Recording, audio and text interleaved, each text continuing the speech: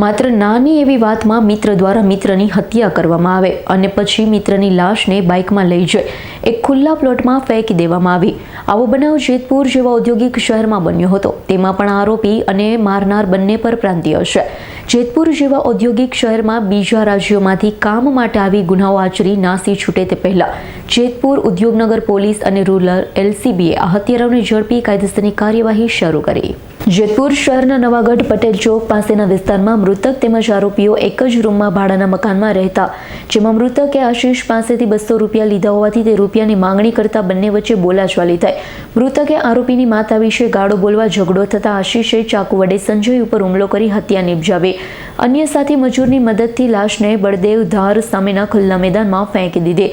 પોલીસે ગણતરીની કલાકોમાં જ હત્યાનો બનાવ ઉકેલી આરોપીની ધરપકડ કરી હતી. શહેરના જેતપુર બાયપાસ રોડ પર બળદેવ ધારની સામેના ખુલ્લા મેદાનમાં મૃતદેહ પડ્યો હોવાથી સ્થાનિક લોકોએ ઉદ્યોગનગર પોલીસને જાણ કરી.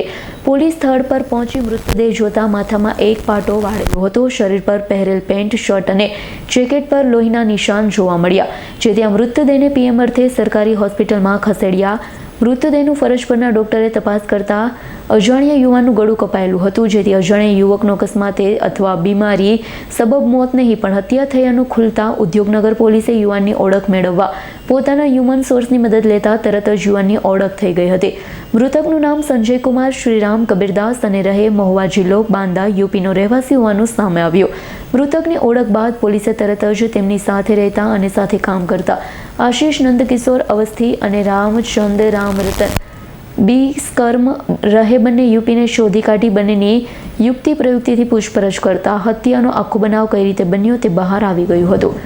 શા માટે એક જ રૂમમાં રહેતા સાથી મિત્રએ કરી હત્યા? મૃતક સંજય કુમારે સાથી મજૂર આશીષ પાસેથી 200 રૂપિયા લીધા, જે આશીષ ઉઘરાણી કરતો હતો, જેમાં થોડી બોલાચાલી થતાં મૃતકે આરોપી આશીષને માતા વિશે અપશબ્દ બોલતા આશીષ ઉશ્કેરાઈ રૂમમાં જ શાક બનાવવાનું ચાકુ પકડ્યું હતું. તેના વડે હુમલો કરતા સંજય કુમારને ગળાના ભાગે એક બાદ એક ઘા મારતા લોહીલુહાણ હાલતમાં તરફડિયા મારી ત્યાં જ દમ તોડી દીધો.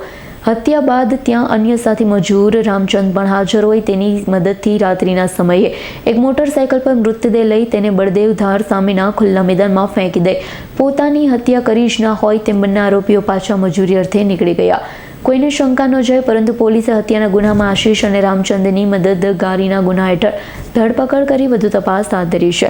આજે પોલીસે FSLને બોલાવી સ્થળ પર તેમજ ભાડાના મકાનમાં બંને આરોપીને સાથે રાખી કઈ રીતે હત્યા કરી FSL દ્વારા નમૂના લેવા સહિતની કાર્યવાહી હાથ ધરી.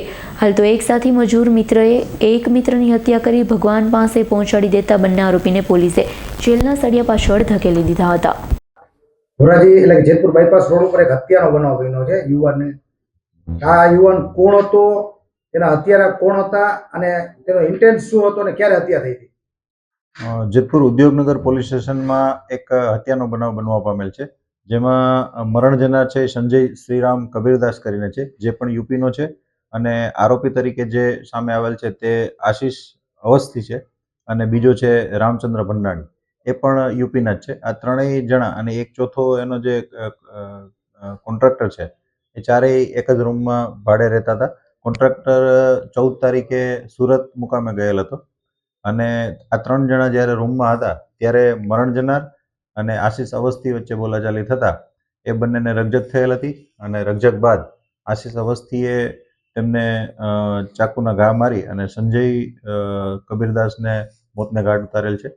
અને ત્યારબાદ આ લાશને ઠેકાણે લગાડવા માટે રામચંદ્ર ભંડેરીએ પણ મદદગારી કરેલ છે, અને આ બંને આરોપી અત્યારે હસ્તગત કરવામાં આવે છે. હત્યામાં સર એક જ છે કે મદદગારીમાં બીજા વ્યક્તિ? અત્યારે હાલ પૂરતા જે 2 આરોપી છે એ ડિટેન કરવામાં આવેલ છે, અને વધુ પૂછપરછ પણ ચાલુ છે. વધારે કોઈ સંદિગ્ધ જણાશે તો એમને પણ ડિટેન કરવામાં આવશે. આ બનાવનું કારણ એવું છે કે જે મરણ જનાર છે એ 200 રૂપિયા આશીષ અવસ્થી પાસેથી પહેલા લીધેલ હતા, અને આશીષ અવસ્થી પાછું એમની પાસે માંગતા હોય અને ત્યારે એમની પાસે પૈસા ન હોય, એક વસ્તુ એ હતી. અને બીજી આશીષ અવસ્થીના મધર વિશે જે મરણ જનાર છે એ અપશબ્દો બોલતો હતો, એટલે એમને લાગી આવતા એમણે આ બનાવને અંજામ આપેલ છે. સેના વડે હત્યા કરવામાં આવી ને હત્યા જો મકાન ઉપર અને જ્યાં રહેઠાણ ઉપર કરવામાં આવી તો મૃતદેહ અલગ જગ્યાએ ફેંકવામાં આવ્યો તો કઈ વાહનનો ઉપયોગ કરવામાં આવ્યો તો એવું કોઈ પૂછપરછમાં સામે?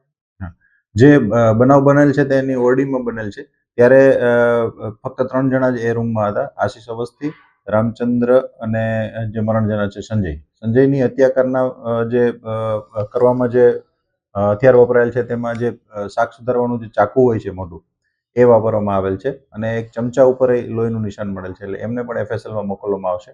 હત્યા નિપજાવ્યા બાદ રાત્રે આ બંને જણા છે એક મોટરસાયકલનો ઉપયોગ કરી અને અન્ય જગ્યાએ જે જૂનું મનીષા કારખાનું છે તેમની જે દિવાલ છે એમની પાછળ અવાવરૂ જગ્યા છે ત્યાં આ લોકો ડેડ બોડીને નાખી આવ્યા હતા.